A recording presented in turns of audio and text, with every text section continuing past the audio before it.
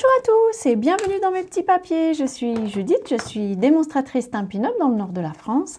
Et le projet de carte simple et rapide que nous allons réaliser ensemble aujourd'hui, c'est celui-ci, une petite carte de Pâques que je trouve assez sympa. Alors, je prendrai les mesures. J'ai l'impression que je n'ai pas bien collé mon papier.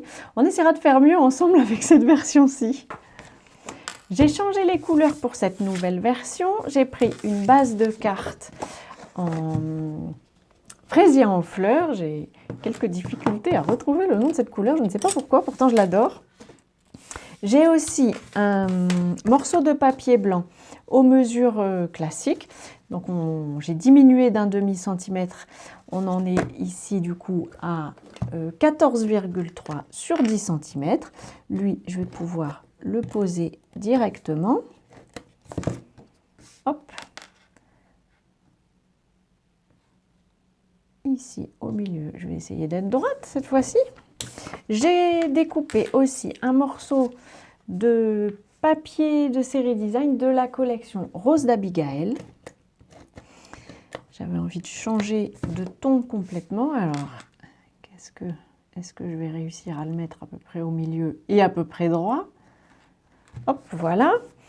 Pour la décoration, j'ai pris un morceau de papier blanc qui mesure, je triche sur mes notes, 9,8 cm sur 5,5.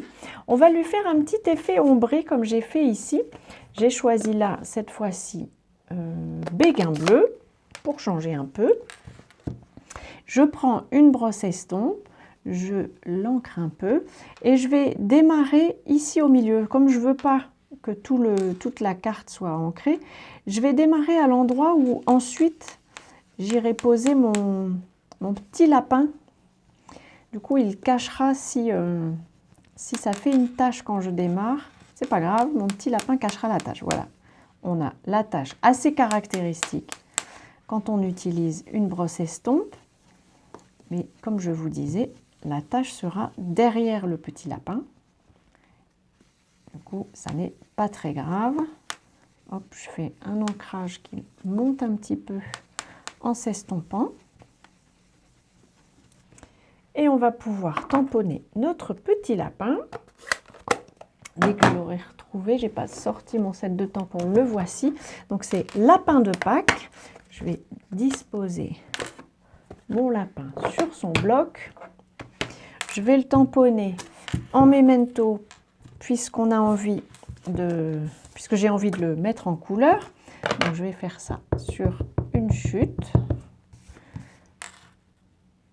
Hop. Allons donc. Je ne l'ai pas bien ancré. Mais heureusement, un papier à deux côtés. Hop. C'est beaucoup mieux. Et puis, pour la mise en couleur, j'ai pris pétale rose pour ses oreilles et puis, comment ça s'appelle, brune dune pour le corps du lapin. On va pouvoir, alors je commence avec le clair et on va pouvoir s'offrir une séance de coloriage. C'est quelque chose que j'aime beaucoup faire, le coloriage. Et alors surtout avec les Stampin' Blends, ce sont des feutres à alcool. Et vous savez probablement que les feutres à alcool, c'est un peu magique. Ça ne fait pas de traces. Donc vous pouvez... Il n'y a pas de science bien compliquée pour la mise en couleur. Il suffit de colorier. Et un peu à la fois, la couleur va... Les marques vont s'estomper en fait. Donc je vais faire... Je ne sais même pas s'il y a un lapin de cette couleur-ci, ça existe. Mais on va décider que oui. Et alors, je vais tricher sur une copine qui a participé à mon dernier atelier. Elle avait fait un lapin avec les traces blanches ici. Et j'aime beaucoup l'idée. Donc je vais juste, voilà, le mettre en couleur. Pas son œil, évidemment.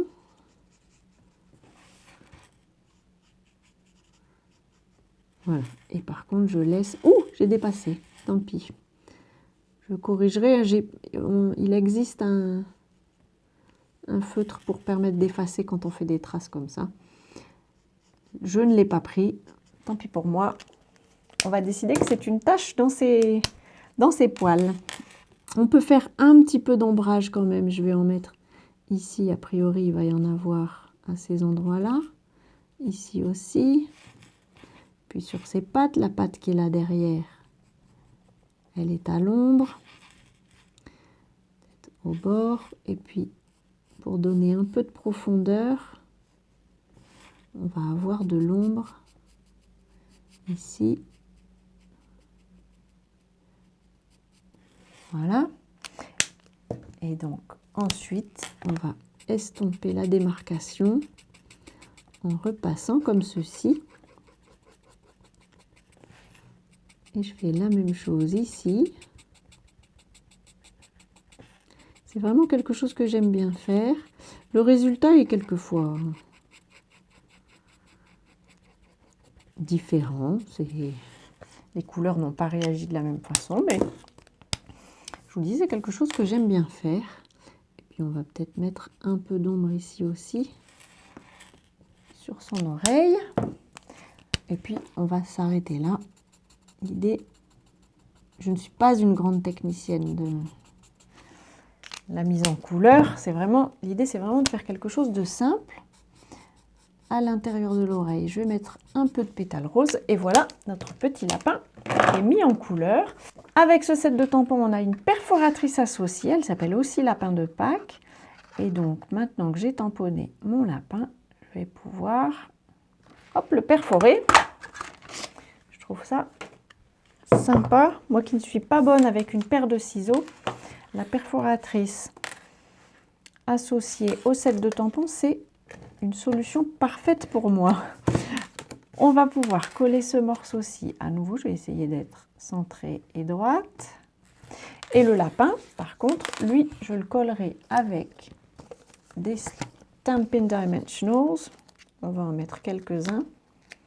Ah bah tiens, on voit son copain que j'avais tamponné en premier essai. Et dans son oreille, je pense que je vais mettre une petite mousse. On va se tamponner peut-être un souhait.